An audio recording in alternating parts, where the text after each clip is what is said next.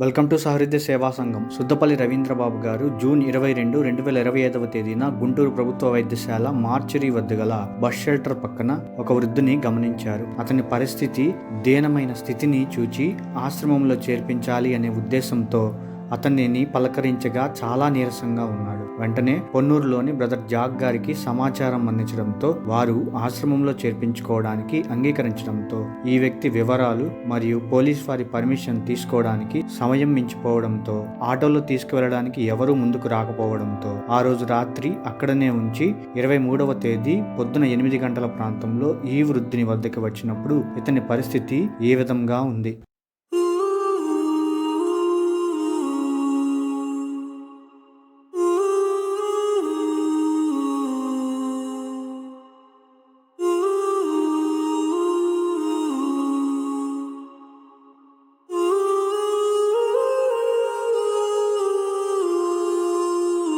మా team members David Jayaraju గారు, రవి గారు, రవీంద్రబాబు గారితో కలిసి ఈ వృద్ధుని ఆశ్రమానికి తరలించారు. రవి గారు తమ స్వంత ఆటోలో ఈ వృద్ధుని ఆశ్రమంకి తరలించారు. ఈ వృద్ధుని కాలు దాదాపుగా కుళ్ళిన స్థితిలో ఉండి ఈగలతో నిండిపోయి ఉంది. ఇంత పెద్ద సాయం చేసిన వీరిని ఆశీర్వదించి మరింతగా ఎన్నో సేవా కార్యక్రమాలు చేయాలని కమెంట్ చేసి ఎంకరేజ్ చేయండి. ఇలా ఈనాటి వరకు 274 మందిని వివిధ ఆశ్రమాలలో చేర్పించడం జరిగింది.